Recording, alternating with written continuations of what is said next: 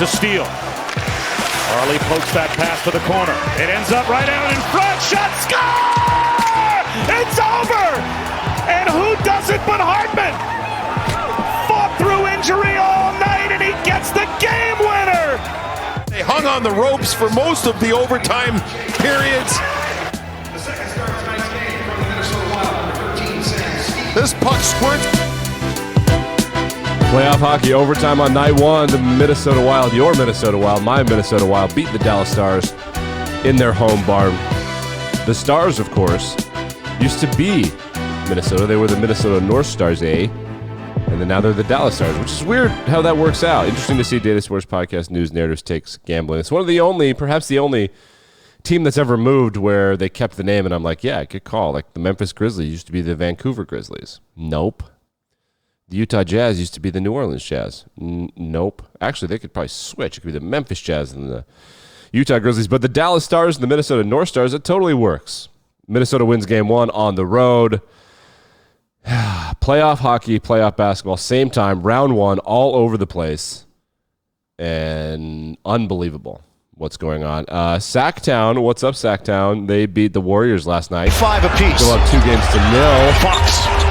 The cross. The Look at that pass. Sabonis came Watch out. more highlights. Here's more highlights. One more. Fox swing for Barnes. Hard drive. Puts it up. Easy peasy lemon squeezy. Sacramento up 2 games to nothing on Golden State. Maybe Sacktown will just go ahead and sweep the Warriors. That'd be interesting. Huh? Because if Sacramento just gets rid of the Warriors, then all of a sudden things are actually interesting. We can get rid of some of the teams that are going to win. The 76ers take care of business against the Nets, of course, and the Warriors and the Kings. Those are the only 2 games yesterday. The NBA incredibly good and smart at dragging out round one. I wish the NHL would do that because the first round is the best round. But there should be more than 2 games on in a night, though. I would give them that critique.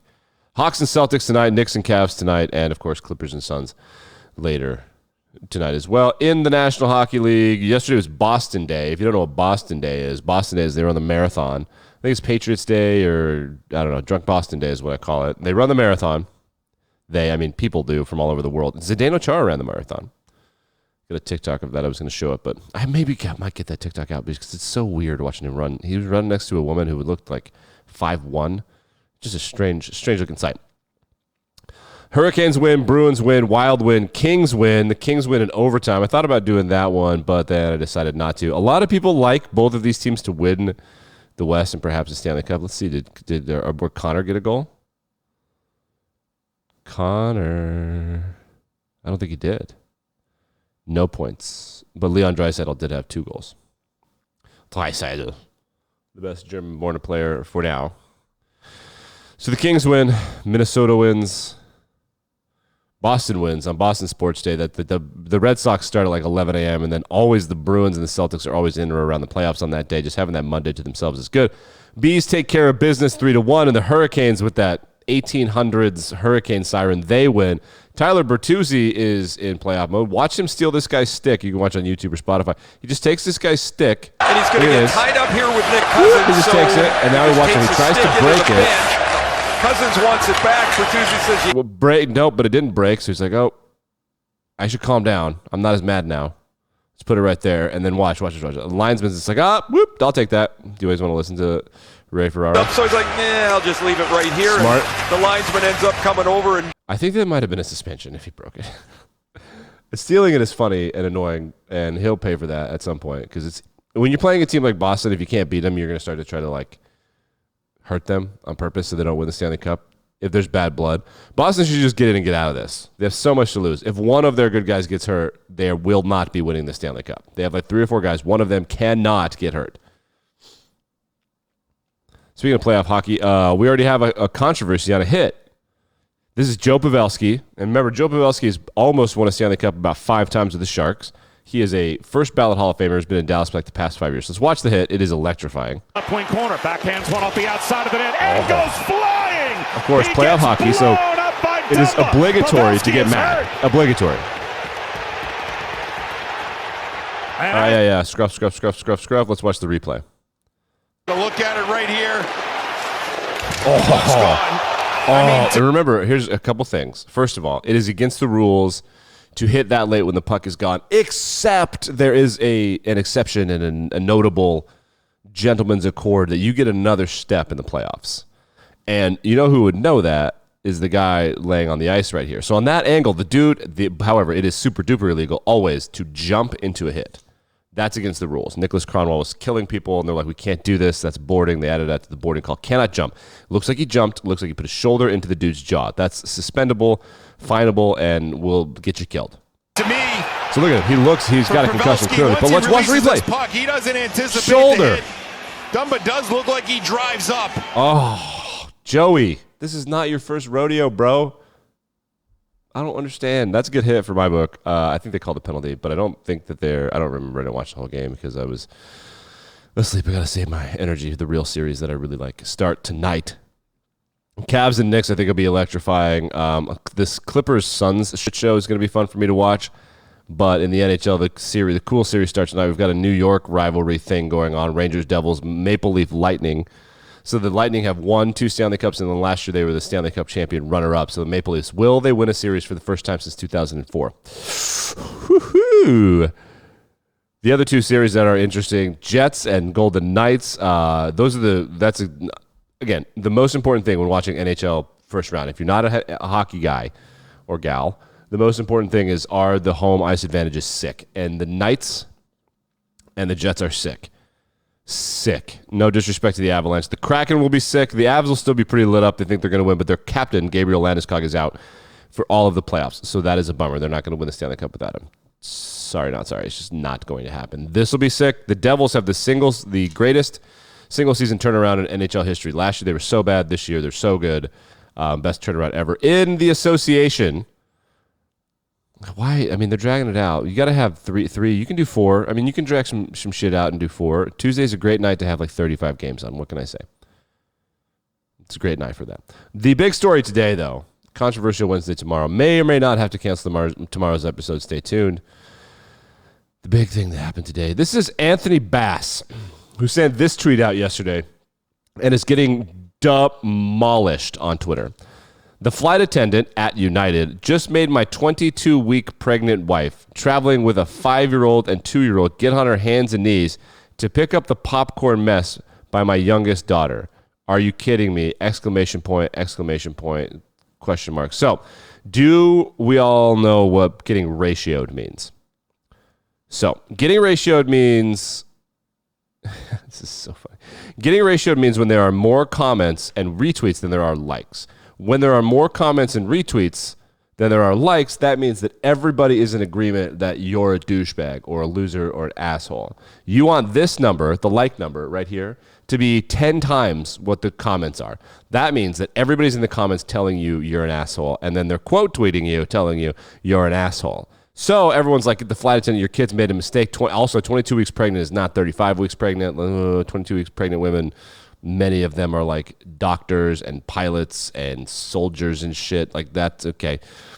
So now he's getting into fights with people. This woman or person said, but not to detail the plane. Be a decent human if you're going to give your kid popcorn on a plane. Be prepared to pick it up. My toddlers loved Cheerios, but they were messy. I would never have served them to them on the plane. This guy says, you are the perfect parent. You can do no wrong. And then he quote tweets this person. She is permitted to fly for a few more weeks according to her doctor. She is, which means she can get on her knees and pick some shit up, by the way. I Googled it, and I have people who are experts also making fun of this asshole. Well, one last comment about today's incident. United provided the popcorn. And then this guy says, thank you for the support. United Airlines is taking care of the matters with the flight attendant internally, which is them saying, like, fuck this guy. Don't worry about it. You're fine. A baseball player's mad at us? Please. A baseball player. A Canadian I don't even know if he's Canadian, but in Canada, a baseball player's mad. And look, now he's trolling us with this. He's getting annihilated, guys. That comment, so from a ratio standpoint, the bigger ratio is the United is taking care of it internally. 10,000 comments, 4,000 likes. 2-1 is bad. 2-1 is bad. This guy, douchebag. I hope that someone got it. When did they? Hold on, let's just Google this. I should have Googled this. I'm Googling now. Huh? Toronto Blue. They're in the division with the New York Yankees. I, for the love of Christ, really want this guy healthy. Yes. They will be in New York on Friday. Yes. Oh, my God. I hope the New York Post is there. Holy shit. They are going to make fun of this dude. They're going to make him answer questions about this. God, I love the New York media. A bunch of leeches and rats. They're amazing. They are amazing. If I were the New York media, if you were worked for Gimlet or like Barstool or like Chicks in the Office, or the Chicks in the Office is Barstool, or Giggly Squad, or one of these lady podcasts, you send someone down there and just ask this guy. Make this an international story. This was such a big deal on Twitter. Just frankly, a douche. Here's Zdeno Chara. Let's take a look. Hear him. There he is, running the marathon. Look how big this dude is. Look at him. 6'7", Hall of Famer. And there's that lady. She looks to be about 5'2". What's up, Z? What's up, Big Z? What's up, Big Z? So we may or may not do Controversial Wednesday, and if we do, I'll save this. There are some competing bids for the Washington Commanders, which everybody thought could be happening. However, don't believe everything you hear. I am not 100% sure it's going to be legit. Big news in the National Football League. Bunch of quarterback contracts coming up. We've been covering this Lamar thing. We might actually do a game theory episode on Lamar Jackson's contract because it is fascinating and be a good segue into our union series when we start doing unions on my sister podcast. Jalen Hurts, second-round draft pick. Alabama benched him until they needed him. And then he goes to Oklahoma and does well. He was a project, and then he was better than they thought, and then he keeps getting better and better and better. And then, frankly, he outplayed the shit out of Mahomes in the Super Bowl. He was the best player in the world in the Super Bowl, except for one teensy-weensy little play where he lost the game. But other than that, he was the best player in the Super Bowl. He is now the richest player in the history of the NFL. 5-year, $255 million, $179.3 million, fully guaranteed cash. But only $6 million this year, I guess. No, that's not true. He gets a big bonus, and they move some numbers around for the salary cap and whatever. This is first shoe to drop. The next two quarterbacks coming up will get more unless they want to take some sort of situation. Like Joe Burrow and Justin Herbert are coming up next. They were in the same draft class as Jalen Hurts. Jalen Hurts is a second rounder, so he's eligible to negotiate a little bit. They're eligible to negotiate at the same time, but different things kick in for him because he was drafted in the second round, so contracts are a little different and whatever. Good for him. Him and Josh Allen are really the poster children of quarterbacks that can like get better year to year. And like, what if we tried really hard? And what if we worked hard? Like, what if things just got a little better for us? What would that be like? What would it be like if we showed improvement year to year and we took coaching? Wouldn't that be a fascinating situation? If there were coaches who coached players, wouldn't you just love to see that? Jimmy Butler, after beating the Bucks, immediately got on the internet.com and trolled them with this picture of deer. Good for you, J-Butt. Good for you. Stay true to yourself, man. Interesting to see. May or may not be back and better than ever tomorrow. I will let you know. If it is, we will do a Controversial Wednesday on the Commanders and some other stuff. Okay, bye.